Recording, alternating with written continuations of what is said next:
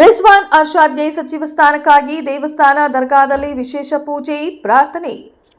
ಬೆಂಗಳೂರು ಶಿವಾಜಿನಗರ ಕ್ಷೇತ್ರದ ಯುವ ಶಾಸಕ ರಿಜ್ವಾನ್ ಅರ್ಷಾದ್ ಅವರಿಗೆ ರಾಜ್ಯ ಸಚಿವ ಸಂಪುಟದಲ್ಲಿ ಸ್ಥಾನ ದೊರಕಲಿ ಎಂದು ನಗರದ ಆದಿದೇವತೆ ಕನಕದುರ್ಗಮ್ಮ ದೇವಸ್ಥಾನ ಹಾಗೂ ಮಕ್ತುಮ್ ಜಾನಿಬಾಬಾ ದರ್ಗಾದಲ್ಲಿ ಕಾಂಗ್ರೆಸ್ ಯುವ ಮುಖಂಡರಾದ ಫರ್ಹಾನ್ ಅಹಮದ್, ಬಿಎಂ ಪಾಟೀಲ್ ಮತ್ತು ವಿವೇಕ್ ಅವರ ನೇತೃತ್ವದಲ್ಲಿ ವಿಶೇಷ ಪೂಜೆ ಹಾಗೂ ಪ್ರಾರ್ಥನೆ ಸಲ್ಲಿಸಲಾಯಿತು.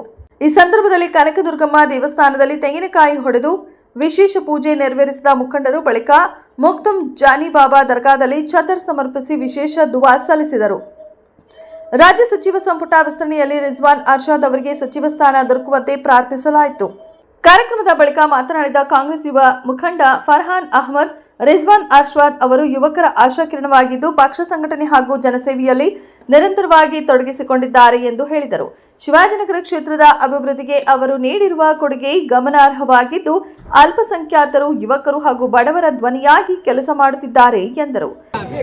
ದುರ್ಗಮ್ಮ ತಾಯಿ ಆಗಿರುವಂಥ ಬಳ್ಳಾರಿಯ ವಿಶೇಷ ದೇವಸ್ಥಾನದಲ್ಲಿ ನಾವೆಲ್ಲರೂ ರಿಜ್ವಾನ್ ಅರ್ಷಾದ್ ಅವರು ಶಿವಾಜಿನಗರ MLA ಆಗಿರ್ತಕ್ಕಂಥ ಮತ್ತು ನಮ್ಮೆಲ್ಲರ ಯುವ ನಾಯಕರಾಗಿರ್ತಕ್ಕಂಥ ಅವ್ರ ವಯಸ್ಸಿಗೋಸ್ಕರ 101 ತೆಂಗಿನಕಾಯಿಯನ್ನು ಹೊಡೆದು ವಿಶೇಷ ಪ್ರಾರ್ಥನೆಯನ್ನು ಮಾಡಿದ್ದಾರೆ. ನಮ್ಮ DK ಶಿವಕುಮಾರ್ ಮುಖ್ಯಮಂತ್ರಿ ಆಗಿರ್ತಕ್ಕಂಥ ಅವ್ರು ಯಾವಾಗಲೂ ಹೇಳ್ತಿರ್ತಾರೆ, ಪ್ರಾರ್ಥನೆ ಯಾವತ್ತೂ ವಿಫಲ ಆಗಲ್ಲ, ಪ್ರಯತ್ನ ವಿಫಲ ಆದರೂ ಪ್ರಾರ್ಥನೆ ವಿಫಲ ಆಗಲ್ಲ ಅಂತ ಹೇಳ್ತಾರೆ.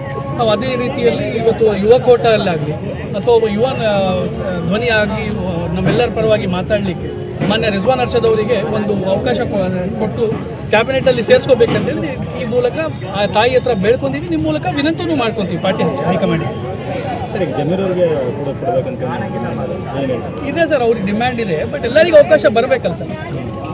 ಪಕ್ಷದಲ್ಲಿ ಎಲ್ಲರಿಗೂ ಈಗ ಸಿದ್ದರಾಮಯ್ಯ ಸರ್ ಬಿಟ್ಕೊಟ್ಟಿದ್ದು ಯಾಕೆ ಎಲ್ಲರಿಗೂ ಅವಕಾಶ ಬರಬೇಕು ಅಂತಲೇ ಬಿಟ್ಕೊಟ್ಟಿದ್ದಲ್ಲ, ಅವ್ರಿಗೆ ಮಾತ್ರ ಇದೆ ಅಂತ ಹೇಳಿ ಅಲ್ಲ. ಒಂದು ಮಾಧ್ಯಮದಲ್ಲಿ ಒಂದು ಏನಿದೆ ಸೋಷಿಯಲ್ ಮೀಡಿಯಲ್ಲಿ ಎಲ್ಲರೂ ಹೇಳ್ತಾರೆ ಅವ್ರು ಇಲ್ಲದೇ ಇದ್ದರೆ ಪಕ್ಷ ಇಲ್ಲ. ಅವ್ರು ಅಧಿಕಾರಲ್ಲಿ ಇದ್ದಾಗ ಬಂದಿದ್ದಲ್ಲ, 2016 ನಾವು ಅಧಿಕಾರಲ್ಲಿ ಇದ್ವಲ್ಲ ಸರ್. ಅದಕ್ಕಿಂತ ಮುಂಚೆ SM ಕೃಷ್ಣ ಅವರು ಇದ್ದಾಗ ಅವರು ನಮ್ಮ ಪಕ್ಷದಲ್ಲಿ ಇದ್ದಿಲ್ಲ. ಒಳ್ಳೆ ನಾಯಕರು, ಒಳ್ಳೆ ಕೆಲಸ ಮಾಡ್ತಾರೆ.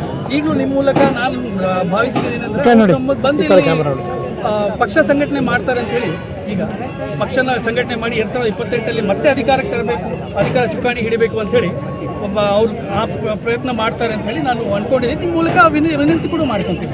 ಜಮೀರಣ್ಣವರು ಪಕ್ಷ ಆದರೂ ಪಕ್ಷ ತೀರ್ಮಾನ ಸರ್.